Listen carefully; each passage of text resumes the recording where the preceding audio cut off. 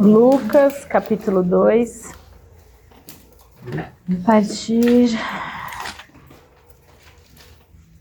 do versículo 41.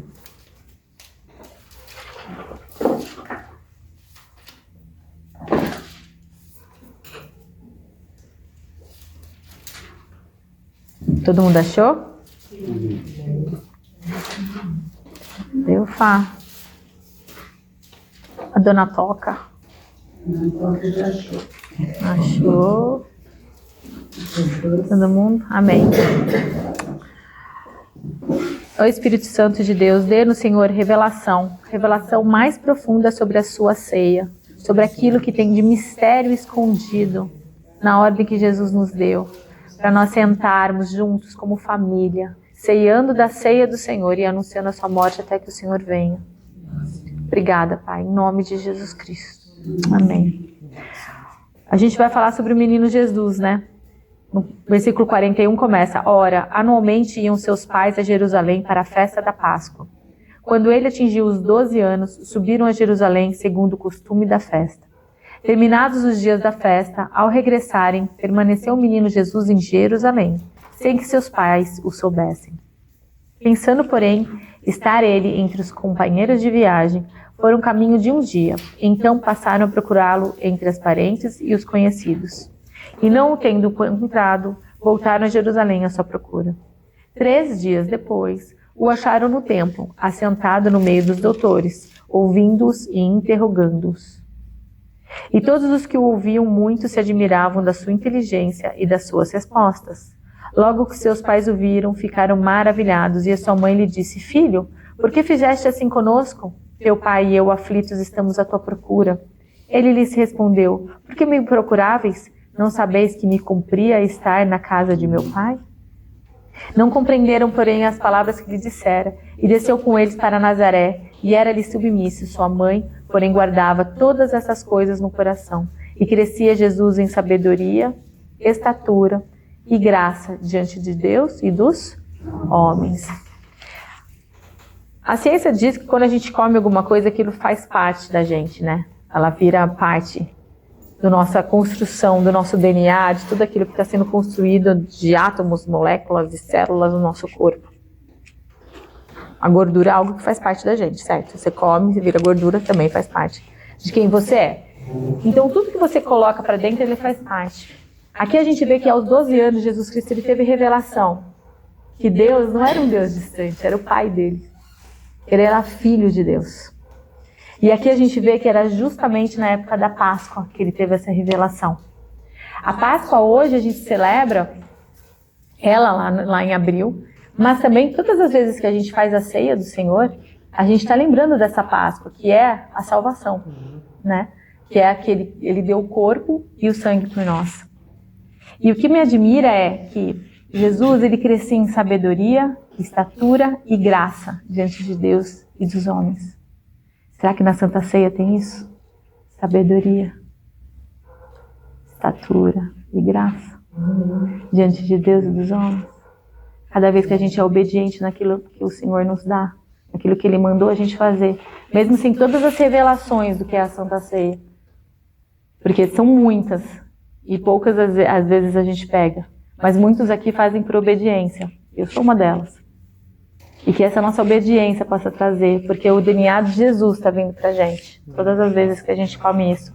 Porque assim como Jesus Cristo foi tentado no deserto, e a tentação era transformar a pedra em pão, ou seja, as moléculas daquela pedra podiam se transformar em pão, em algo comestível, eu creio que isso daqui realmente se transforma no corpo do meu Senhor. Amém.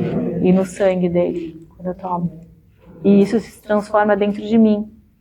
E se eu tenho um relacionamento com Ele, a sabedoria e a graça dele começa a fazer parte do meu DNA. E para que a gente precisa da sabedoria? Porque num momento como esse, que a gente tem tantas notícias trágicas ao nosso redor, ninguém consegue vir falar uma coisa boa. Os profetas de Baal estão fazendo uma festa lá fora. Nós temos a boa nova. Amém.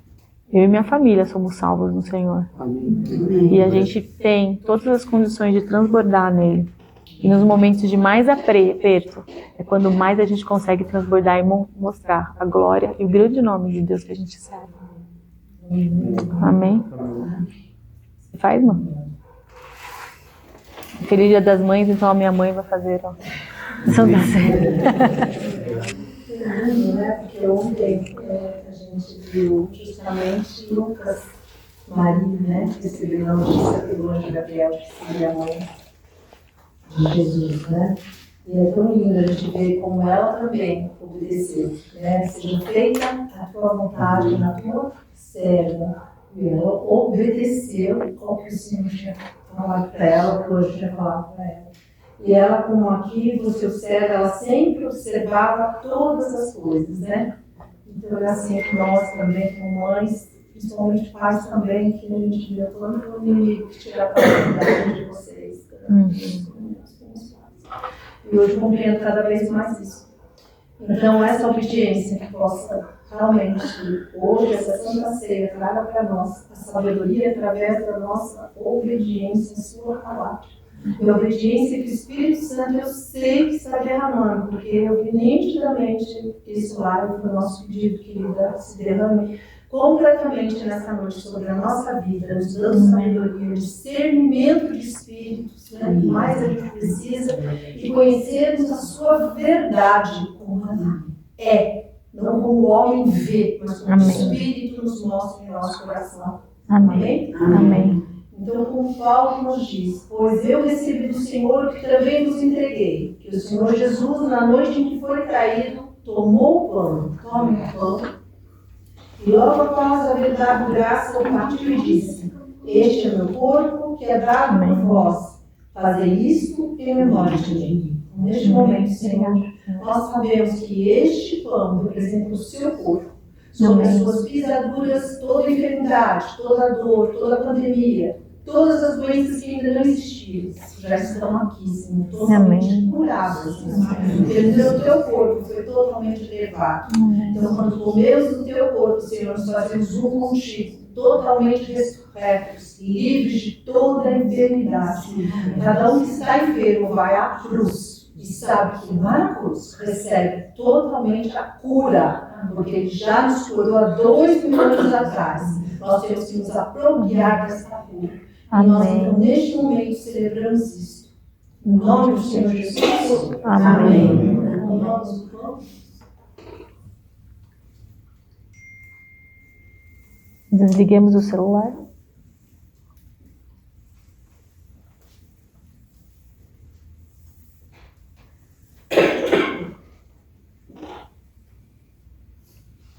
Do mesmo modo, depois de comer, ele tomou um cálice e declarou, este cálice é a nova aliança no meu sangue.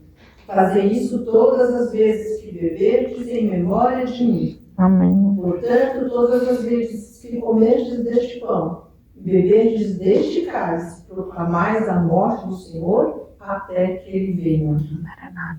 Por esse motivo, quem comer do pão ou beber do cálice do Senhor indignamente será culpado de pecar contra o corpo e o sangue do Senhor.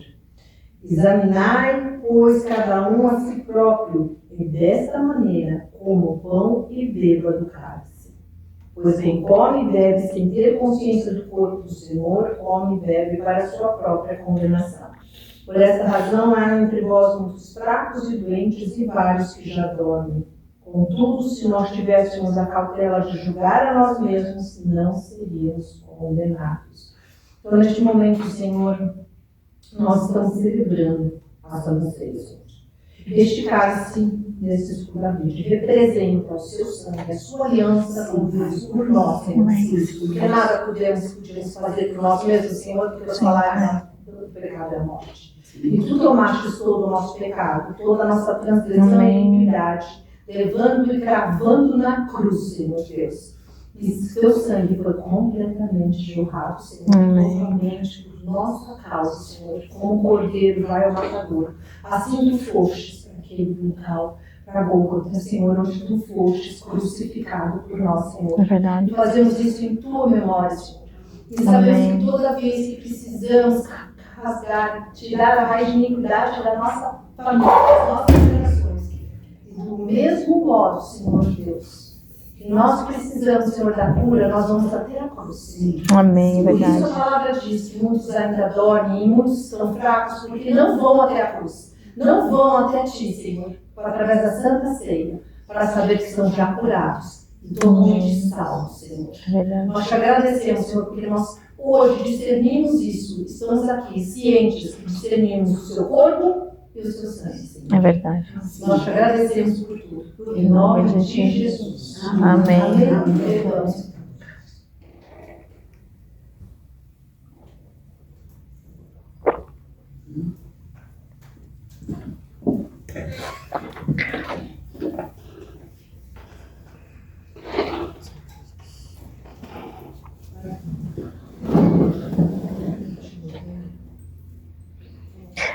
Sabe que uma das igrejas que mais crescem, fora o do Irã, é da Coreia do Norte? Coreia do Norte. Estima-se hoje que 8% da população tem acesso a uma Bíblia inteira. E é engraçado como na Coreia do Norte a gente faz repensar tudo aquilo como a gente enxerga, né? O evangelho, ou o que é a igreja, ou o que é a reunião, ou o que é aquilo que a gente vê. Porque lá, muitas vezes eles creem e eles fazem, eles dão a vida, né? Porque o presidente de lá acha que ele é Deus, então ele não deixa ter mais nenhum outro Deus além dele. E às vezes eles têm alguns versículos só, eles decoram esse versículo e fica com aquilo a vida toda. E tem uma forma de evangelho lá que, por exemplo, se o filho adolescente descobre que o pai e a mãe têm uma Bíblia, por exemplo, e esse foi um missionário contando, eu não sei como é que eles estimaram 8%, tá? Tenho a mínima ideia. Mas ele conta que ela achou a Bíblia dos pais e a primeira coisa que ela vai fazer é contar para a professora. E o que os pais fazem? Amarra aquela menina na cadeira e eles chamam o evangelismo da cadeira amarrada. Muitos adolescentes estão sendo evangelizados amarrados a uma cadeira. E essa pessoa, essa menina cresceu, virou pregadora da palavra. Hoje ela faz parte da igreja lá que que eles chamam de, como é que fala isso? Underground, que nos porões. Só que a gente acha que é tudo embaixo do cobertor, tudo embaixo de caverna. Não, como a Coreia do Norte é um país grande, vasto, com bastante montanha e tal, eles encontram um ar livre ali, onde não tem nenhum soldado, nem nada, no meio do deserto, eles começam a louvar, eles agradecem, e eles oram. E ela conta isso. Os pais ficaram pregando para ela, até que ela entendeu o que era, ela teve a revelação. Daí os pais soltaram, ela continuou a vida dela, daí ela começou a crescer essa igreja. Está fazendo um trabalho maravilhoso. Óbvio que não mostraram a cara dela, a gente só viu esse testemunho aí, porque chama Voice of the Martyrs. É um dos lugares assim que eu acabei me apegando quando eu estava nos Estados Unidos. Eu tenho um livro deles, eles contam dos mártires de todo o mundo, enfim, do Tibete, do Cazaquistão, em todos os lugares você vê uma vida. Eles pegam um exemplo de uma pessoa que se deu bem ou que foi mártir mesmo, e como é que foi a vida dela para evangelizar. E é incrível, dentro de toda a dificuldade que você vê a pessoa, você vê ela ali na fé e crendo. E muitos deles falam, a gente não dá o valor para a liberdade que a gente tem hoje, né? De descobrir. Hoje a gente pode falar, essa Bíblia é protestante, por que a outra Bíblia no começo tinha mais livro? A gente consegue ir atrás, a gente consegue adquirir tanto conhecimento. E eles às vezes têm revelação de apenas 3 versículos que eles sabem de cor e salteado. Com isso a gente consegue descobrir que se a gente pega um versículo por coração e fica em cima daquele versículo e vai continuando comendo aquele versículo, imagina a transformação que um versículo faz na vida dessas pessoas, imagina na nossa. Quantos a gente tem e a gente nem sabe. Cara, se um versículo faz uma mudança dessa, faz uma pessoa ter a fé suficiente de dar a vida dela para Jesus e morrer por isso, literalmente, imagina a gente que está com o livro aqui inteiro, né? Eu achei muito, muito incrível isso, assim. E eu achei incrível também porque ela ensinou uma coisa. Ana, não estou te vendo, você está aí no fundo, quer pôr uma coisa. Ela me ensinou uma coisa muito importante. Ela só começou a agir e se consagrou porque ela se consagrou. Ela deu a vida. Ela estava amarrada, foi pregada amarrada. E quando ela teve a revelação, ela consagrou a vida dela para aquilo. Só que ela só operou na revelação que ela teve. Então aí vai a nossa primeira lição. Não tentem consagrar uma revelação que você não teve. Não tente fazer isso.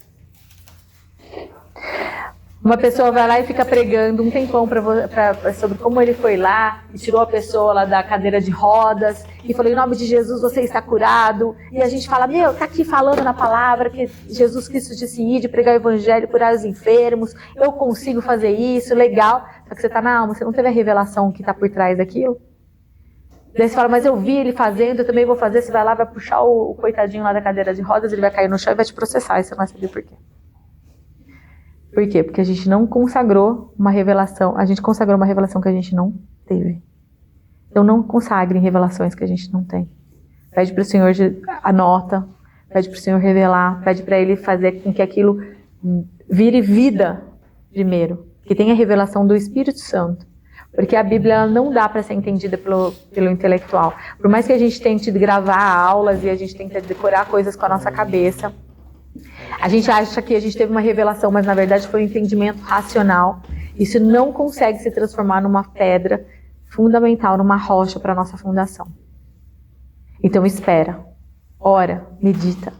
Faz o exemplo dessa galerinha que está ali sem Bíblia. Pega o versículo o qual você se apegou e quer consagrar e fala, Senhor, eu quero revelação mais sobre isso.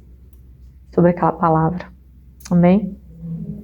Apenas opere e consagre a revelação que você teve. Só para fazer uma observação, você leu aqui a passagem dos doutores, né? Ele traz uma informação aqui. Quando ele atingiu 12 anos, isso significa que isso atingiu uma maturidade para que todos pudessem entender, porque assim, eu acredito que toda informação que é colocada tem um porquê, né?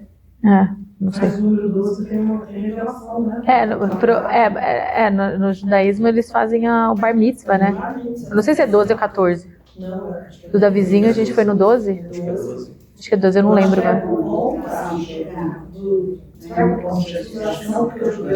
Eu acho que eu acho que tem um bar mitzvah que é quando passa já para adolescente, que as crianças já não são mais crianças, já são homens. Eu acho que tem a ver com isso. Pode pesquisar, segunda-feira que vem você traz a resposta pra gente. Então a revelação ela vira uma pedra quando você a consagra. Então essa pedra ela vira uma rocha de fundação. E por que isso é importante? Porque o irmão Bernardo falava que ele odiava esse negócio aqui. E eu achava engraçado ele falar isso, que ele falasse isso daqui parece o perseguidor. A gente está aqui tendo a palavra e eu estou escutando pipi, pipi, pipi. Gente, põe no mudo, pelo amor de Deus. E é o perseguidor, pra onde a gente vai, esse negócio tá atrás, alguém quer falar com a gente, alguém tem... Gente, paz. Paz. Ele tinha razão. Eu achava engraçado quando ele falava aquelas coisas, mas eu achei que ele tinha razão. Então a revelação, ela vira uma pedra quando você a consagra. Então ela vira uma rocha de fundação. Essa rocha de fundação, ela precisa ser bem colocada, ela precisa estar revelada. Ela é construída devagar. Não adianta ter pressa, não adianta sair correndo, tentar descobrir o mundo. Se aquela rocha ali não foi uma revelação. Porque a gente começa a operar dentro daquela revelação. E nós somos tentados dentro da revelação que a gente tem. E a gente vai ver isso hoje. Vídeos hebreus no deserto. 40 anos. Exatamente. Era só 10 dias. Era bem rapidinho o caminho.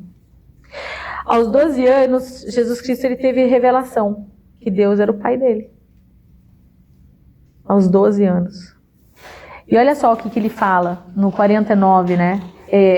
A mãe foi lá procurar. Vamos ler de novo, porque eu li para Santa Ceia, que Deus só me falou comigo, mas então anualmente os pais, no 41, partindo do número 41, ora, anualmente iam seus pais a Jerusalém para a festa de Páscoa. Quando ele atingiu os 12 anos, subiram a Jerusalém segundo o costume da festa. Terminados os dias da festa, ao regressarem, permaneceu o menino Jesus de Jerusalém, sem que seus pais o soubessem. Pensando, porém, estar ele entre os companheiros de viagem, foram caminho de um dia, e então passaram a procurá-lo entre os parentes e os conhecidos. E não o tendo encontrado, voltaram a Jerusalém à sua procura. 3 dias depois, o acharam no templo, assentado no meio dos doutores, ouvindo-os e interrogando-os. E todos os que o ouviam, muito se admiravam da sua inteligência e das suas respostas. Logo que seus pais ouviram, ficaram maravilhados. É engraçado, né? Um menino de 12 anos, a galera ficava maravilhada pela resposta. Porque assim, primeiro ele estava perguntando. De repente eles viram, porque o costume hebraico, que aqui a gente... Eu acho que na época dos meus pais fazia-se um pouco. A pessoa está preparada, a criança está preparada para escutar a resposta quando ela sabe fazer a pergunta, né? Mas depois de quando ela não é mais criança, a partir de 12, 13 anos, 14 anos, ela faz uma pergunta e você responde um monte de coisa achando que ela tem maturidade, mas não entendendo que às vezes a pergunta dela não está certa para receber aquela resposta. Eles fazem isso, inclusive, na universidade. Eles fazem isso, inclusive, quando você é adulto grande. Ou seja, você está pronto para receber uma resposta quando você faz a pergunta certa. A pergunta é importante sim. Aqui a gente fala, uma pergunta não ofende nada a ninguém. Não, uma pergunta é super importante, porque ela mostra o grau de maturidade que você está. E aqui eu acho engraçado porque eles todos, no 47, todos que ouviam muito se admiravam da sua inteligência e das suas respostas. Então eles não estão mais escutando a pergunta dele e respondendo, eles estão agora perguntando para ele, para um menino de 12 anos. Um menino de 12 anos que aprendeu a obediência, que cresceu como nós. Ele se diminuiu, ele foi um fetinho e ele foi crescendo e ele teve toda a parte de cognição, toda a parte de sinapses cerebrais foram iguais à nossa, né? Isso me admira muito, que o menino de 12 anos fazia isso. Então, daí lá, enfim, logo os pais o viram, ficaram maravilhados e a sua mãe lhe disse, filho, por que fizeste assim conosco, teu pai e eu, aflitos, estamos à tua procura? E olha o que ele respondeu, por que me procuráveis, não sabias que me cumpria estar na casa de meu pai? Então, vocês não sabiam que eu tinha? É como se tivesse tivesse uma obrigação de saber. Nossa, mas vocês não sabem, só eu tive essa revelação. Né? Ele achava que todo mundo tinha essa revelação, que ele era filho de Deus.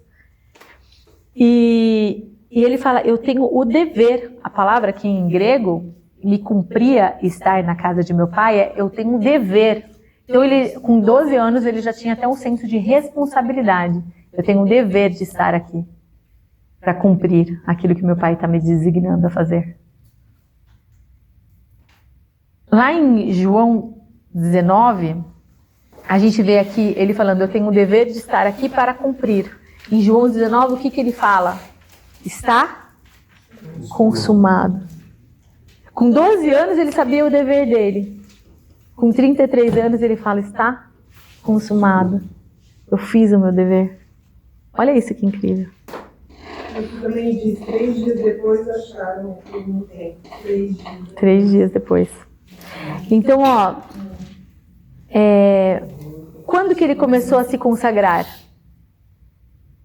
Aos 12 anos. Aos 12 anos. Porque ele se entregou para ter a revelação de Deus. Exatamente. Então, eu já ouvi o pregador falando que quando nós temos a revelação realmente dentro de nós, ela se torna o pão.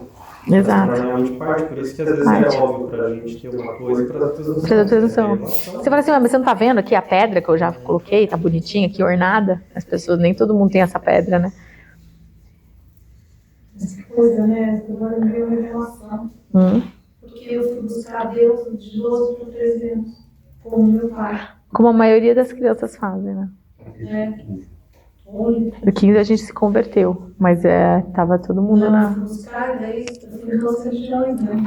Mas foi exatamente nessa época que eu fui buscar Deus, porque eu tinha uma revelação dele que ele era meu pai. A gente se converteu, eu tinha 14 para 15. Porque eu tinha perdido meu pai. Eu entendi que Deus era meu pai. Eu fui buscar ele. Mas eu não achava, eu fui em todas as religiões buscar Deus. Eu não tinha tempo, mas eu queria buscar ele. Não tinha esse negócio. Como a maioria das crianças, que com 12 para 13, fala que é o 13 a idade da revolta, que é quando tá os hormônios se mexendo, né?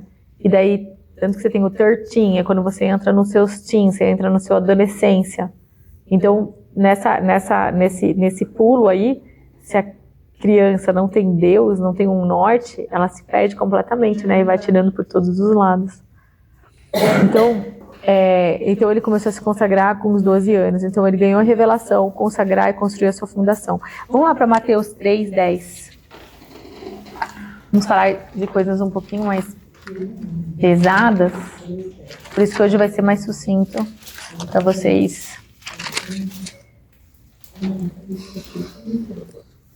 Mateus 3:10.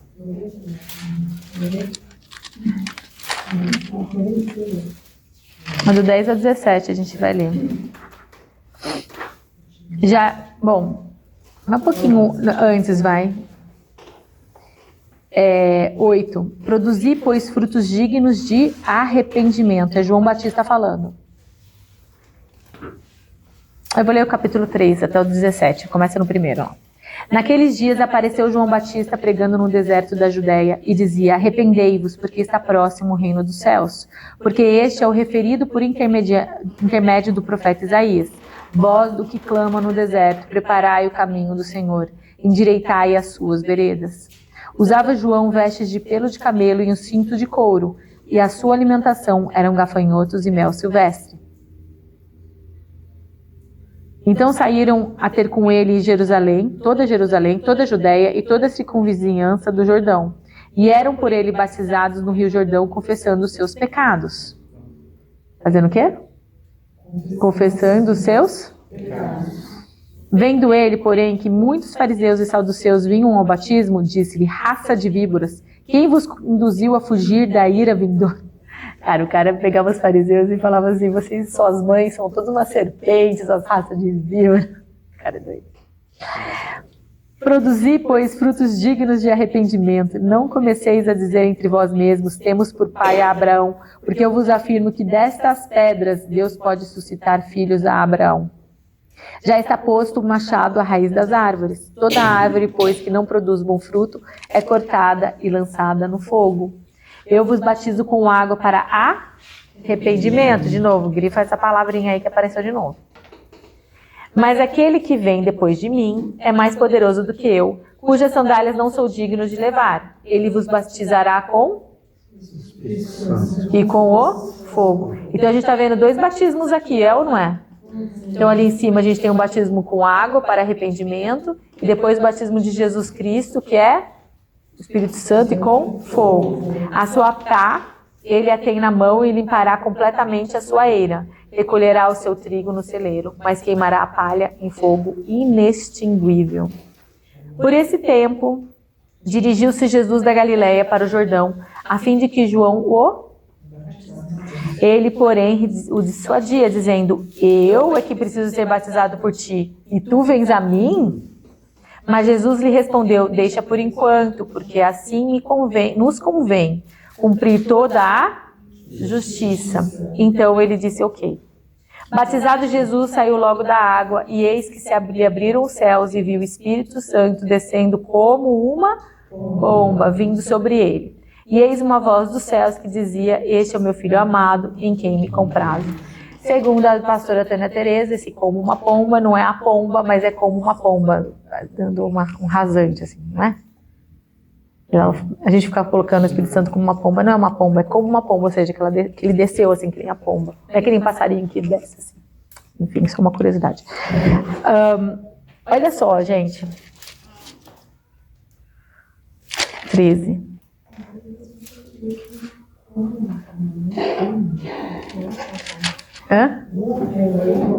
Como uma pomba, né? Porque ela tem ela desce assim, ela desce rasante, né? Mas aí que eles colocam no desenho.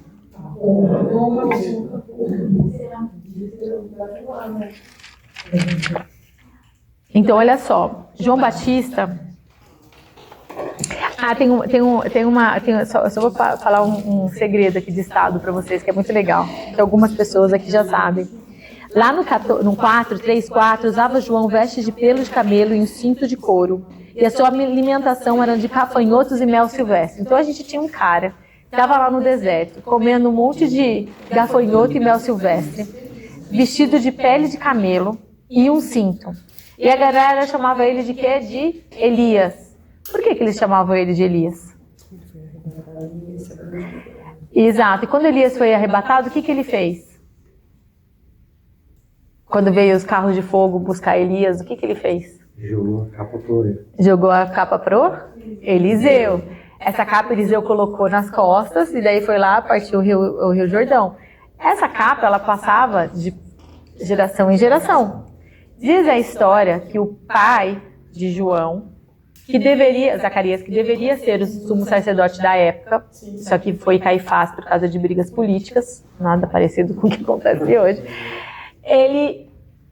Como ele era para ser o sumo sacerdote, a capa, que hoje já é um pano, né, de tantos anos virou, ele pegou e escondeu atrás no Santo dos Santos, porque só o sumo sacerdote podia entrar, e a palavra diz que o Zacarias entrou. Ele escondeu atrás da arca ali do trono. Então, quando ele recebeu a revelação que ele seria pai, ele já pegou a capa. Para quê? Para que quando o filho viesse, ele colocasse. E João usava na cintura. Então, eles reconheciam aquele manto que João usava. Enfim, achei. O Evangelho de João fala que João Batista foi enviado por Deus. Exato.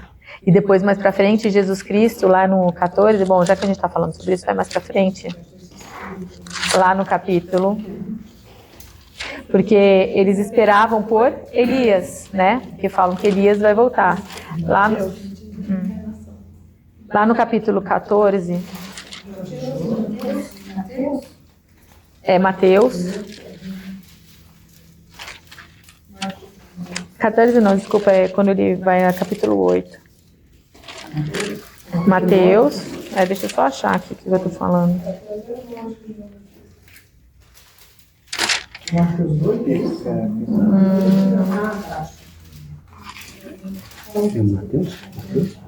Em Mateus. Cadê quando ele manda quando João manda os discípulos dele lá? Para saber se ele é ele mesmo, né? Aqui, desculpa, é o capítulo 11. Mateus 11.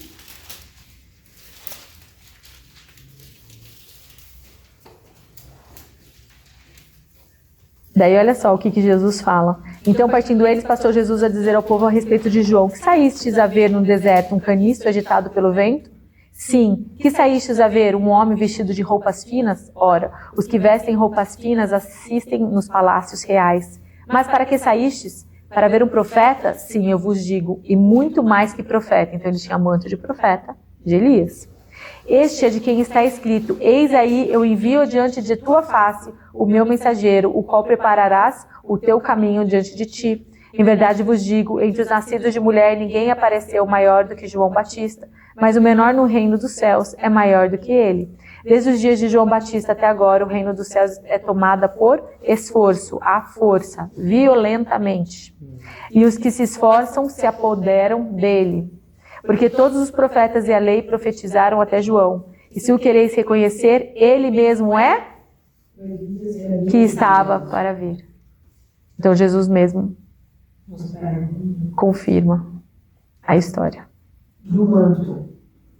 Ele era Elias. Ele tem espírito de Elias. É o manto que faz. Ele mesmo é Elias que estava para vir. Porque a tradição judaica falava que Elias ia vir e ia profetizar para vir o Santo do Senhor, o Messias. E Jesus Cristo confirma isso. Amém? É só para dar uma aparência. O manto de Elias, certo? O manto de Elias sobre ele. Ele estava com um cinto de Elias. Vamos mostrar que é a reencarnação. Não, Elias não morreu. Mas você viu, os espíritas dizem que João Batista foi a reencarnação de Elias. Mas fala para os espíritas lerem a Bíblia, porque vai ver que Elias não morreu. Não tem como reencarnar se você não morre. Mas os fariseus perguntam que é dessa história, ele fala, não. Sim. Bom, vamos lá, vai. Olha só, eu vou fazer uma pergunta aqui. Por que nós batizamos ou somos batizados? Por que vocês acham que a gente batiza? Não tem a resposta certa não, só quero saber. Eu sei o que eu sei, quero saber o que vocês sabem. Para morrer um homem velho e nascer um novo, o que mais? Nova criatura, o que mais? Metanoia, né? O que é metanoia? Mudança, o arrependimento. Para o arrependimento. O que mais? A mudança de mente, no caso. Mudança de mente? A gente batiza para mudar nossa mente? Não, que ela falou, Ah, Declaração de Jesus Jesus é o meu Senhor e meu Salvador. Você declara isso na hora do batismo. se A pessoa postada, pergunta e você. então Uma declaração Normalmente a declaração é se você perdoa os seus pecados, aqueles que te machucaram, te também te machucaram. Se você perdoa você mesma o que você fez para os outros e o que os outros fizeram para você. Então existe isso que você fala, você nasce com um novo homem, né? Sim. Você não pertence mais ao mundo, mas pertence ao reino de Deus. É uma mudança completa. tá, qual que é a conclusão que vocês tiraram aí? Então a gente batiza pelo quê? Aqui, porque você morre no velho homem para nascer Não, novo homem. Era isso que você estava falando? Ela está falando de declaração. Ah, tá. Além dessa palavra que você está falando, na hora do batismo há uma confissão perante os homens de que Jesus é o meu Senhor. É o seu Senhor e Salvador. Senhor e meu Salvador. Tá bom. Isso é de importância vital. Tá, então a gente batiza para falar que Jesus é o Senhor e Salvador. O que você ia falar? você foi sepultado, né? Como se fosse um. Como fosse você volta, sepultamento. você volta. Para a vida. Então é como você estava morrendo para viver novo. Você volta. Tá. Fala que tem que voltar com o bem para mãe da gente não fala isso. Então é para isso, né? Para o arrependimento. Para o arrependimento dos nossos pecados. É isso, né? E olha que engraçado, né? Quem que fala que a gente tem que se arrepender, que estava batizando para arrependimento? João Batista. Então a gente está seguindo João. Mas eu vou seguir o mestre. Olha o que o mestre está falando. Dirigiu-se, então, depois que João Batista deu testemunho sobre Jesus, falando lá no 11, eu vos batizo com água para arrependimento. Eu quem? João. Mas aquele que vem depois de mim é mais poderoso do que eu, cujas sandálias não sou digno de levar. Ele vos batizará com o Espírito Santo e com fogo. A sua pá ele a tem na mão e limpará completamente a sua eira, recolherá o seu trigo no celeiro, mas queimará a palha em fogo inextinguível. Então, ou seja, depois que João declarou todas essas coisas sobre Jesus Cristo e sobre o batismo ao qual ele estava batizando, então dirigiu-se Jesus da Galileia para o Jordão a fim de que João o batizasse. Porém, João negou. Por quê? Porque o batismo do arrependimento, o meu batismo eu não vou te batizar. Só que veja bem o que Jesus falou para ele. Deixa por enquanto, deixa eu ser batizado. Por quê? Porque me convém cumprir toda a justiça. Ou seja, me convém fazer aqui, nesse tempo, aquilo que me foi designado. Cumprir toda a justiça. Jesus Cristo não estava sendo batizado para o arrependimento. Ele estava sendo o quê? Qual a palavra que a gente pode substituir pelo batismo de Jesus Cristo? Ele estava declarando ali naquela hora que a revelação que ele teve, ele iria viver e morrer por ela. Qual que é a palavra que a gente pode substituir o batismo aqui? Salvador. Consagração. Naquele momento, ele estava dizendo, eu que cumpre-nos fazer toda a justiça agora. O que é a justiça? O que é a justiça? É o juízo de Deus sobre um homem. Cumpre-nos fazer toda a justiça. Então, naquele momento, ele estava consagrando a revelação que ele teve. Ele se entregou para isso e a justiça. Exato. A justiça de Deus vir sobre ele. Olha só o que ele fala. Convém cumprir toda a justiça. Então, só depois que João teve esta revelação, que o batismo que ele estava batizando não era do arrependimento, mas era da consagração do nosso Senhor, ele admitiu batizar Jesus. Amém? Dúvidas, choros, lamentações? A gente está escrevendo pouco hoje, né? Eu não falei para... eu esqueci. Hã?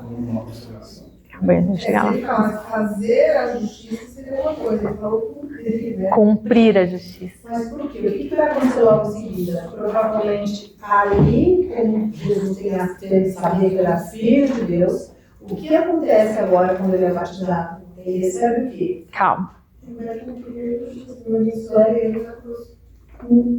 o que vai acontecer logo em seguida? Ele vai pro deserto. Não, mas ele não está cumprindo a justiça aí, calma. É autoridade. Na católica, você batiza para consagrar, né? Exatamente. Então, olha só, a gente na igreja protestante estamos muito ocupados, né? A gente não consegue enxergar as coisas. Então, a gente vai seguir quem? O João Batista, que estava batizando para o arrependimento.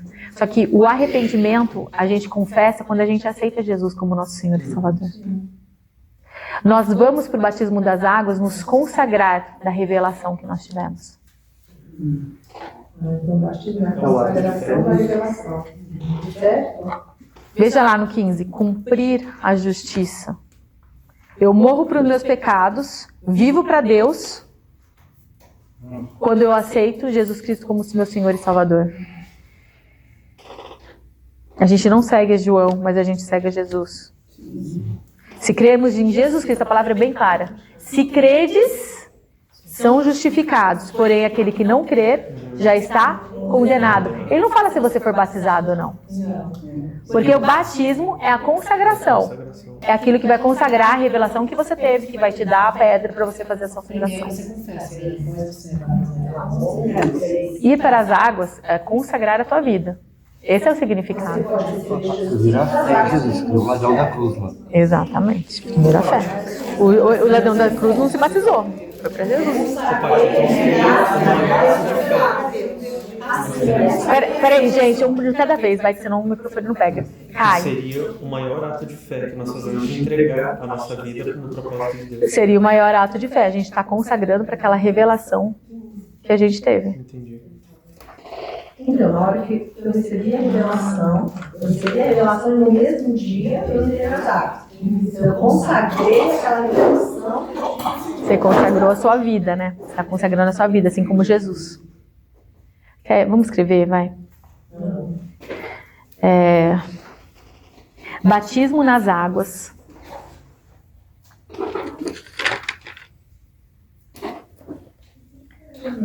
Letra maiúscula, 2 dedinhos, parágrafo. Batismo nas águas é uma demonstração pública para nós e outros, que nós, os que cremos, coloca 2 tracinhos aí embaixo, cremos, ou seja, nós já cremos, eu não estou batizando para crer, mas eu já creio. Que nós, os que cremos, consagraremos nossas vidas para cumprir toda a justiça. Ponto final, letra maiúscula, para fazer as coisas certas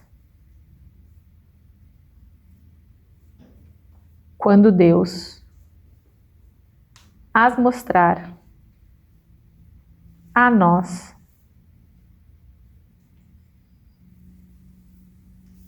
em todas as situações.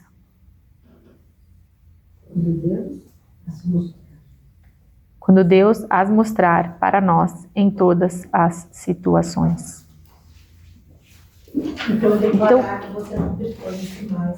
Então, quando Jesus explicou para João Batista que ele estava sendo batizado para consagrar a vida dele, para cumprir toda a justiça, João Batista aceitou batizar Jesus.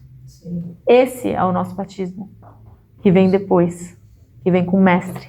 O arrependimento, o batismo do arrependimento, vem até aceitar Jesus Cristo. Por isso que ele fala, profeta, até João, são os profetas e a lei. A lei acaba quando Jesus entra. Amém? O apóstolo Paulo, quando estava perseguindo os cristãos, ele foi cegado. Depois que caiu assim, a primeira coisa que ele pediu para ele ser batizado. Aí. Queria ser batizado. Amém?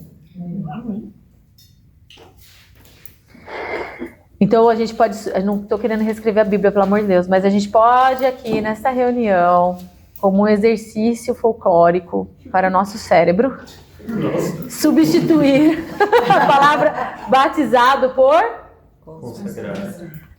Amém. Olha só o que acontece no 3,16. Depois que Jesus Cristo se consagrou. Então, isso aqui a gente pode até colocar uns numerozinhos, se vocês quiserem. Eu não pensei nisso, mas estou pensando nisso agora. Primeiro, a gente se consagra. Depois de se consagrar, olha o que acontece no 3,16. Batizado Jesus, saiu logo da água. E eis que se lhe abriram os... Então, olha o que acontece quando a gente se consagra. Primeira coisa, o céu se abre.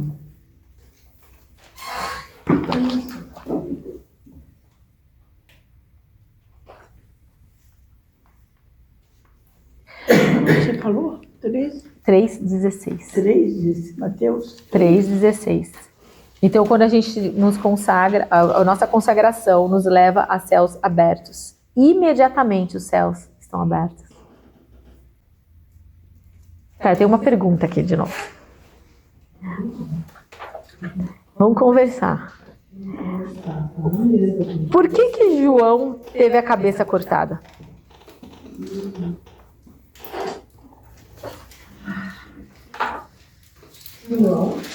João Batista foi degolado. Herodias. Ele passou Salomé na cabeça de João Batista. E por que ele teve a cabeça cortada? Não é de Deus pegar os pregadores e mandar cortar a cabeça. Não, porque Herodias mudou. Na Bíblia não está escrito, mas diz que ela foi. É, mas por que Paulo sim, mas por que João Batista foi decapitado? Porque a gente sabe, é isso que você está falando. Porque ele não queria que Herodes... Não sei se vocês já pensaram nisso, eu já pensei várias vezes. Falei, pô, por que João Batista foi consagrado? Ó, o cara que pregava para os fariseus, chamando eles tudo filha de víboras. O cara que chegava no deserto, mandava todo mundo se arrepender e batizar todo mundo ali na água. O cara que comia gafanhotos e mel silvestre. Estava lá no deserto, se consagrou a vida inteira, né? Porque ele, na verdade, foi para uma tribo ali judaica que vivia no deserto só para receber do Senhor. Lá no...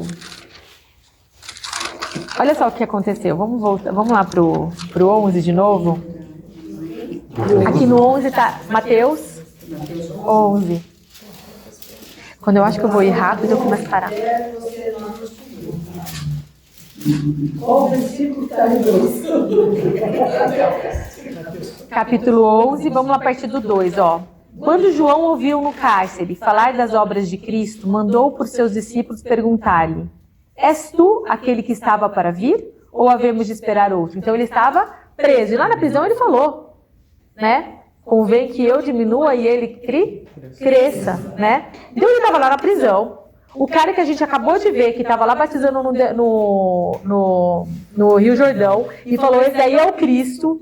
O cara que foi lá e batizou o Cristo, que viu a pomba descer, viu o Espírito Santo descendo sobre ele, que viu os céus abertos descendo sobre ele. Agora que ele está preso, fala, viu, os seus dois, vai lá falar com meu primo, vê se é ele mesmo. Sério, meu. Então, olha lá. Quando João ouviu no cárcere falar das obras de Cristo, mandou para os seus discípulos perguntar-lhe: És tu aquele que estava para vir, ou havemos de esperar outro? E Jesus respondendo, disse-lhe: Ide e anunciai a João o que estáis ouvindo e vendo. Jesus curou um monte de gente naquela era. Tem alguns evangelhos que ele fala assim, ó, começa a curar, começa a fazer, fala, agora vai lá e fala o que você testemunhou com seus olhos e os seus ouvidos ouviram. Os cegos vêm, os coxos andam, os leprosos são purificados, os surdos ouvem, os mortos são ressuscitados e aos pobres está sendo pregado o Evangelho. E bem-aventurado é aquele que não achar em mim motivo de escândalo, tropeço, ofensa. Jesus terminou com essa frase. Você achou que João Batista ofendeu ele? Ele se auto-ofendeu, ele se ofendeu. Isso pra gente é um grande aprendizado. Que nós não nos escandalizemos, que nós não nos ofendemos com Porque aquilo. eu acho que João Batista já esperava e falou, cadê você? Não vai fazer os milagres que tinha que acontecer? Ele duvidou, né? Ele se ofendeu, né? Então que isso não... Por que ele não salva, né? É. Por que ele não me tira daqui? Por que não está acontecendo isso? Por que não está acontecendo aqui? A pressa que ele tinha para ver a coisa. E o que aconteceu? E Jesus Cristo falou bem claro, né? Benditos sejam aqueles que não se ofendem.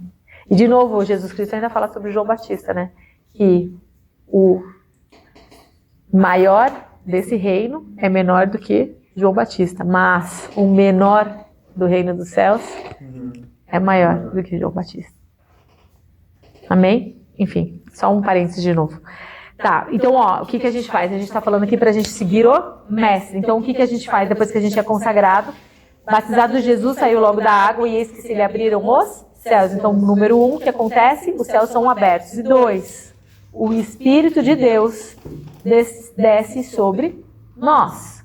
Temos o batismo no Espírito Santo. Então, quando a gente já resolve se consagrar a Deus, a gente tem esse, vou chamar de batismo, mas esse encontro com o Espírito Santo. Ele traz uma conclusão de que João foi recaptado é que ele se ofendeu. Ele se escandalizou. ele se escandalizou e ele deu perdido. Ele se escandalizou. Semente colheita. Pô, eu também já fiz essa pergunta. Comigo mesmo. Lendo isso, eu falei, peraí, vamos lá. Vai. Uma colheita tão difícil assim, para mim foi tão importante.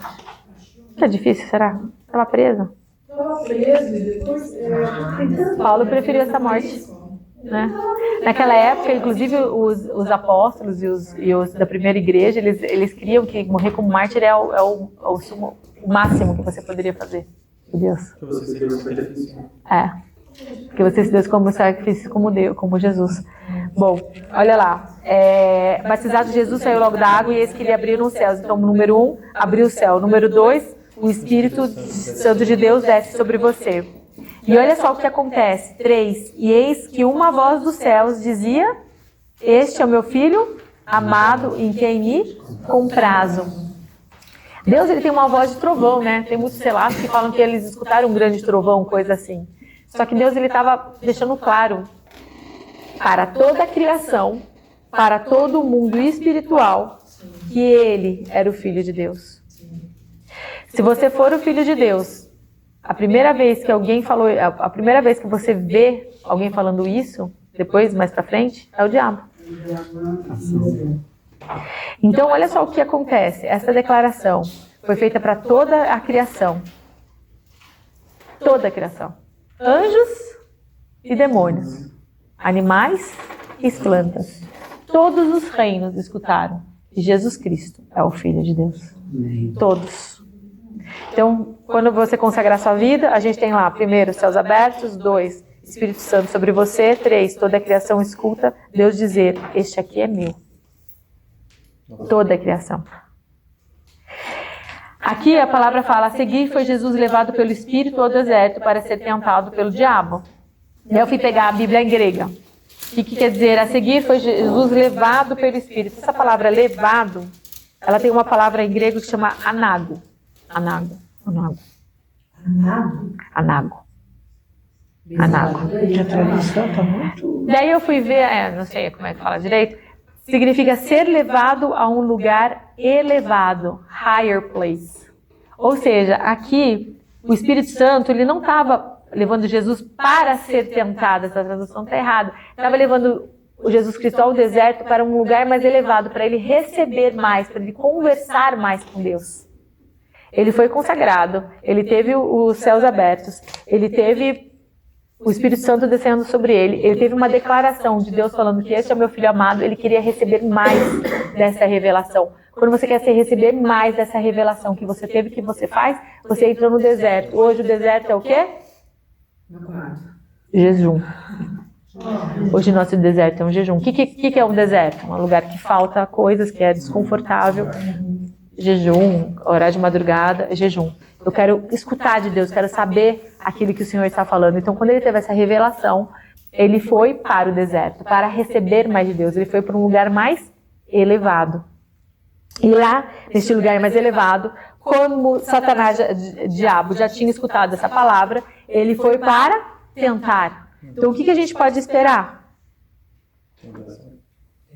Tentação. Por quê? Porque a gente é tentado dentro da revelação que a gente tem. Olha só o que aconteceu. Quando Daí vamos continuar lendo aqui. Ó. A seguir foi levado Jesus pelo Espírito Santo para ser tentado pelo diabo. E depois de jejuar 40 dias e 40 noites, teve fome. Então ele entrou em jejum. Para quê? Para consagrar, para receber aquela... Ele teve a consagração, ele teve lá para receber toda aquela revelação, entender mais com Deus aquilo que estava acontecendo. Então, o tentador, aproximando-se, lhe disse, se és filho de Deus, como é que ele estava sabendo? Porque ele escutou quando Deus declarou. Manda que estas pedras se transformam em pães. Então, isso era uma tentação, a gente sabe que é possível. Mas olha só o que ele está falando, se és filho de Deus. Você já não está recebendo toda essa revelação aí de Deus? Não? Tá. Então tá, se você é filho de Deus aí, transforma isso daqui em pão.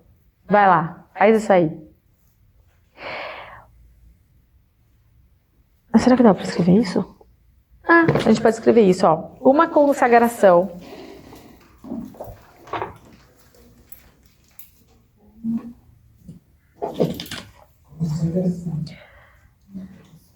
para a justiça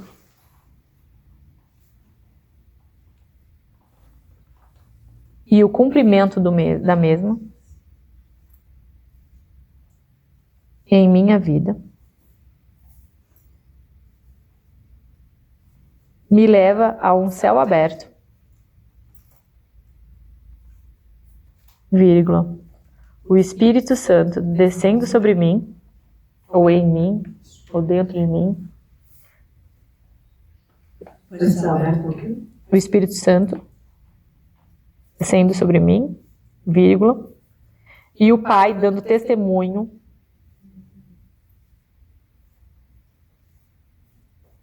que eu sou o seu filho.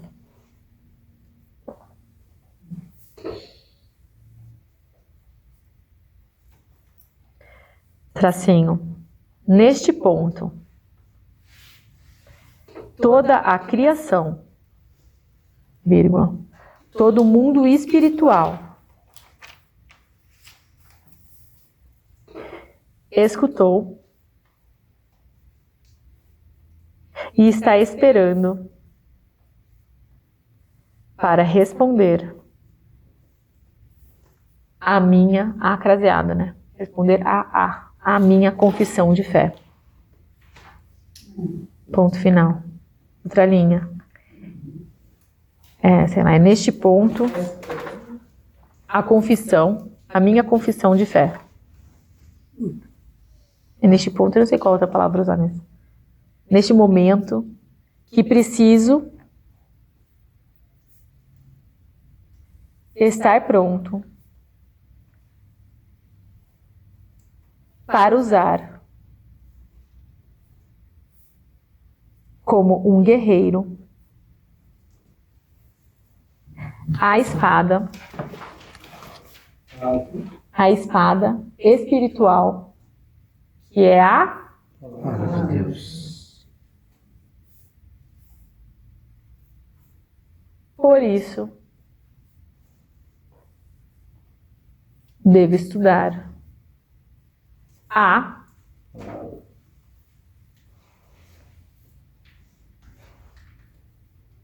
ponto, próxima linha, quando o testemunho sobre a minha filiação for anunciado. Peraí, por isso, quando testemunho sobre a minha... Quando o testemunho sobre a minha filiação for anunciado a anjos, vírgula, animais, aos anjos, aos anjos, vírgula, aos animais, às plantas e aos demônios, eu serei alvo de ataque nesta área.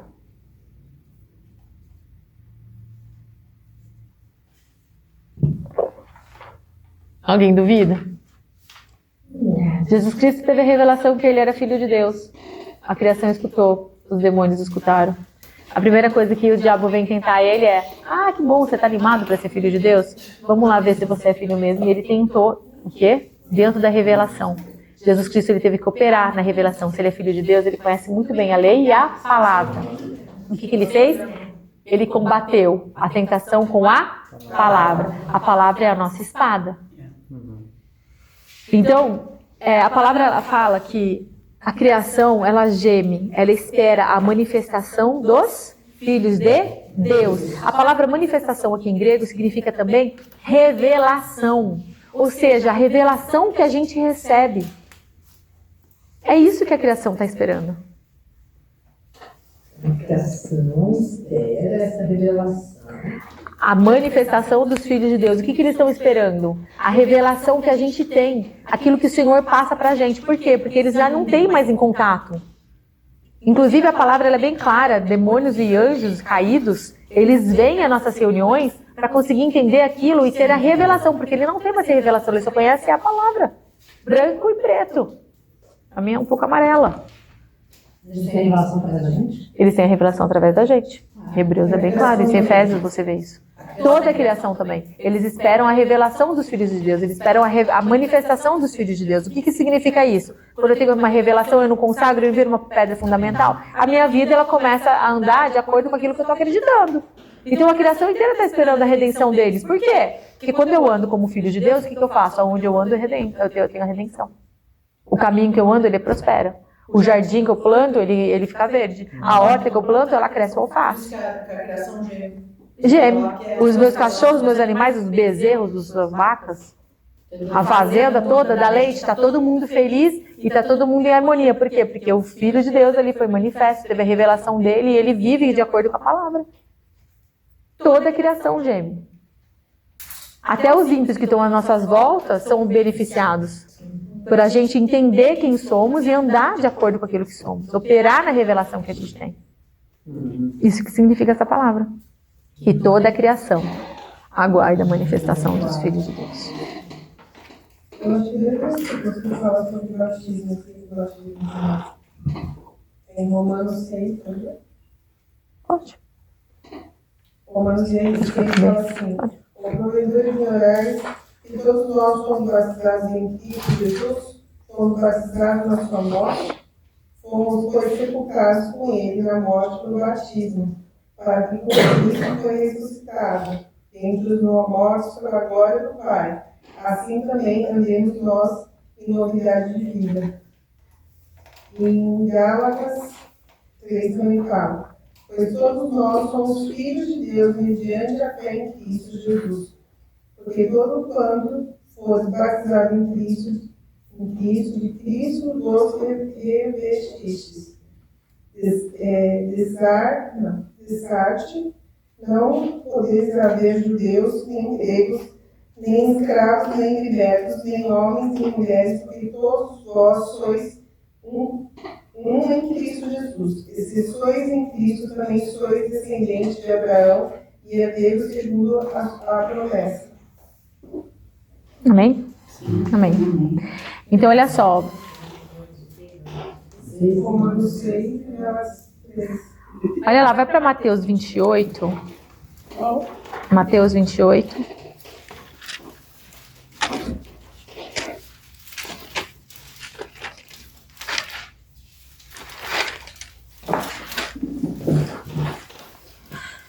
A partir do 18. É o último capítulo de Mateus.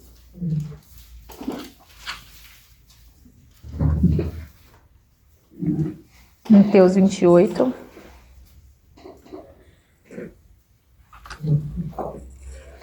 A partir do 18. Jesus, aproximando-se, falou-lhes, dizendo: toda a autoridade me foi dada no céu e na terra.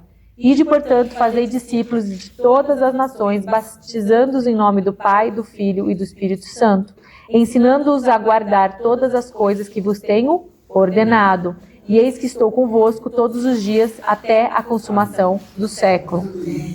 Daí vai lá para Atos, guarda esse daí que a gente vai voltar. Vai lá para Atos 1, primeiro capítulo de Atos.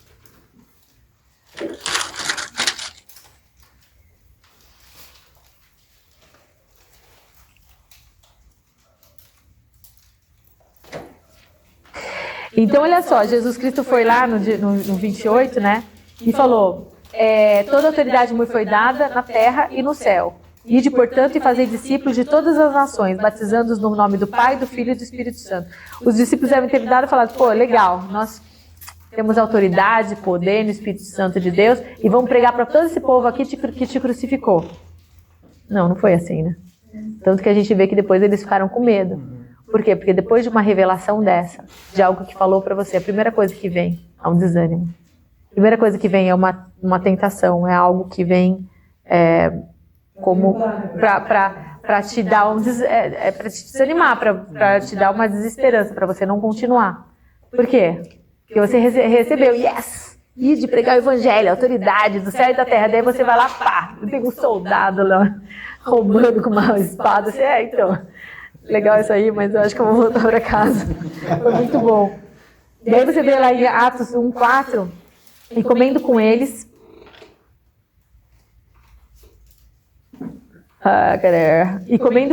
determinou-lhe que não se ausentassem de Jerusalém, mas que esperassem a promessa do Pai, a qual disse ele, de mim ouvistes. Porque João, na verdade, batizou com água, mas vós sereis batizados com o Espírito Santo, não muito depois destes dias. Então Jesus Cristo, daí eles perguntaram, então, Senhor, será neste tempo em que restaurarás o reino de Israel? Pronto, então agora que o Espírito Santo vai descer, e a gente vai ser batizado com fogo, então agora o reino vai ser estabelecido. Daí Jesus falou, não vos compete conhecer os tempos ou a época que o Pai reservou pela sua exclusiva autoridade, mas recebereis poder, grifa aí, 2 grifinhos, poder, ao descer sobre vós o Espírito Santo, e sereis minhas testemunhas, tanto em Jerusalém, como em toda a Judéia e Samaria e até os confins da terra. Dito estas palavras, foi levado Jesus às alturas, à vista deles, e uma nuvem o encobriu dos seus olhos. Então, daí eles voltaram para Jerusalém, ficaram lá no Monte Olival, lá no upper room, lá que eles chamam lá no lugar lá do cenáculo, e ficaram lá orando e falam que inclusive tinha muitas mulheres como Maria, a mãe de Jesus e os irmãos dele. Daí, lá no 2, ao cumprir-se o dia de Pentecostes, estavam todos reunidos no mesmo lugar. De repente, veio o quê? Um ruído, um som, do céu veio um som, como de um vento impetuoso, e encheu toda a casa onde estavam assentados. Então foi um som. Essa palavra som, em grego, significa eco. Eco. Eco você sabe. E-K-C-O, alguma coisa. Eco. E apareceram, distribuída entre eles, línguas como de fogo, e pousou sobre cada um deles. Todos ficaram cheios de Espírito Santo e passaram a falar em outras, segundo o Espírito lhe concedia que falassem. Olha só o que aconteceu aqui. Veio um eco do céu. Sabe o que isso significa? Quando fala aqui cheio do Espírito Santo, também a palavra é ecoé, em grego, que é a mesma raiz de eco. Ou seja, eles escutaram ali, naquela casa, aquilo que foi falado no céu. O fôlego de Deus lá, veio pra cá. Abriu um túnel, um portal direto. E daí aqueles que estavam desanimados, eles escutaram a revelação, foram desanimados pelos demônios que estavam ali em volta, eles começaram a fazer o quê? Orar em línguas. Aí está a resposta para o desânimo. Quando Deus deu uma missão para você, Ele te deu uma revelação, te deu uma missão, e você desanimou, o que é para você fazer? Amém?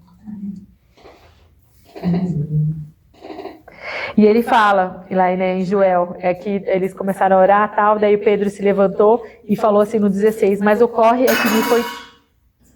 que foi dito por intermédio do profeta Joel, e acontecerá nos últimos dias, diz o Senhor, que derramarei do meu Espírito sobre toda a carne. Vossos filhos, então esse derramar aqui, a palavra é ecoé.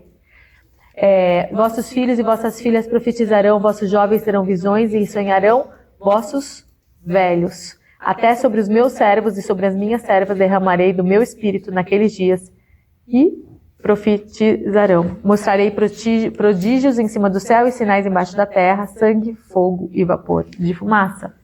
Então essa palavra ela se cumpriu lá em Pentecostes. E o Espírito Santo ele continua sendo derramado sobre todos nós. Não vai mais existir esse evento de novo, porque já foi cumprido. O derramar do Espírito Santo já aconteceu. Todos nós estamos recebendo disso. Amém? Amém. Todas as vezes que vier revelação, você consagra, Deus te envia, e vier o descorajamento, ore em línguas. Amém? Anotado? Amém. Quer que eu consiga falar rápido? Amém? Amém? Dúvidas, choros, lamentações? Ó, acabei 1 minuto. Quer dizer que não vai ter mais línguas batidas, já reparte para aquela igreja. Reparte todo momento, quando a gente está com todo mundo orando em línguas, tá todo mundo reunido, não tem o derramado do Espírito Santo. Começou lá em Pentecostes, mas continua, Deus é um contínuo, né? Amém? Já foi cumprido, Joel. Teve uma coisa que você falou, que eu lembro que até o apóstolo Rubens, ele falava bastante também, que para a gente tomar posse daquilo que a gente faz, são guerras violentas. Violentas. Por isso que eu li aquele negócio que Jesus Cristo falou. Que o céu é tomado à força, violentamente. É violento. Guerra. É guerra. É legal, eu tenho um exemplo sobre isso. Lá em casa a gente estava encanado alguns dias, porque a gente viu um avião vindo sobre... Olha essas coisas. A gente estava ali... Você viu o avião? E você viu eu falando, eu tô encanado porque esse avião vai e volta, toda noite é a mesma coisa. Mas faz 2 dias seguidos que a gente fica vendo ali sobre as montanhas um avião fazendo assim. E daí eu já começo, né? Tem alguma coisa. Eu falei, não, isso aqui não vai tirar minha paz. Falei, anjo, a sua designação é você ir lá e voltar aqui e me contar o que está acontecendo. Senão para mim e para meu marido, porque eu não quero mais saber desse avião aí que fica dando essas voltas, quero saber o que está acontecendo.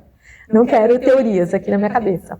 Bom, não tem outra. O Felipe chegou, olhou e falou, o avião tá lá, né, amor? Eu falei, tá lá o avião. E agora, o que é? Ele começou a olhar, ele foi para um lado, foi para o outro, falou, peraí, deixa eu ver no Google aqui. Ele encanou naquele dia que ele ia responder essa resposta.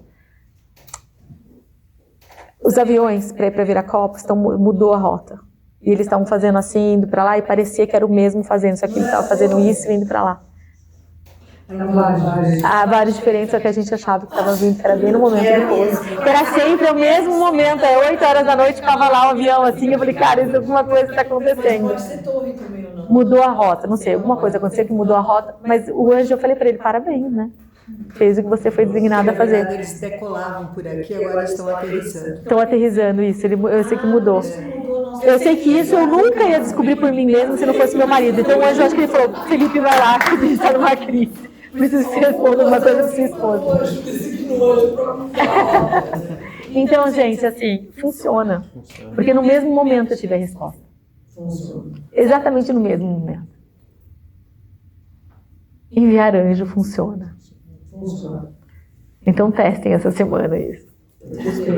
Pedir para o anjo mandar uma pessoa mandar uma mensagem, a pessoa não mandou. Inacreditável, porque não era. A pessoa não mandaria uma mensagem nenhuma. Exatamente. A prova que o cara pediu. Amém. Então essa foi a segunda aula aí sobre a consagração, para a gente entender direito como é que vai funcionar aí. A gente vai ter mais, com essa daqui seria a 6ª aula, a gente tem mais 5 aulas antes das férias, então revejam todo o material para não ficar perdido nada aí, que a gente não vai conseguir terminar a consagração até o final, a gente vai ter que terminar em agosto. Consagração, são 11 aulas. Consagração Vem revelação. Revelação Vem. Não é legal? Por que a gente está consagrando a revelação? Que legal, agora a gente está na consagração. Porque primeiro tem uma revelação, você consagra e daí vira pedra fundamental. Mas a gente teve que entender o que é fundação, para depois entender consagração, para entender a revelação. Aí quando você tem a revelação, você já sabe que a consagração vai ser resolvida. Pronto. É que Deus Fora essa revelação, pra gente, que a gente precisa ter então, essa revelação da palavra de Deus, um exemplo. Você é uma filha de Deus, a graça, o Espírito Santo está com você. Quando você está lendo a palavra de Deus, às vezes você está lendo com uma pessoa que não tem entendimento de comigo, você está lendo e ela não está entendendo. Não. Mas você está, porque a graça, o Espírito Santo está com você. Essa seria a primeira Revelação. Aí depois tem a outra revelação espiritual além. Tem. Tem pelo menos 3 camadas, né? Tem aquela que é para você, para o seu momento. Tem aquela que é para o momento que está vivendo a comunidade. E tem aquela que é dos fatores históricos das profecias. Que você consegue, por exemplo, ver várias vezes aqui o que está acontecendo lá com o presidente. Você consegue pegar um parâmetro que fala, peraí, o que estava acontecendo na época? Lembra na época que tinha a Rabi e a Jezebel? O que acontece nos Estados Unidos? Você tem um presidente que você vê que a mulher que está por trás é ela que está querendo criança, quando você vê o Hillary Clinton, que tinha um Clinton no poder. Foi uma das épocas que mais teve o quê?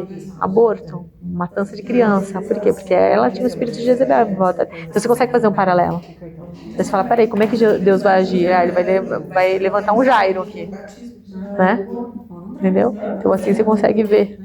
Você pega a linha profética e consegue seguir.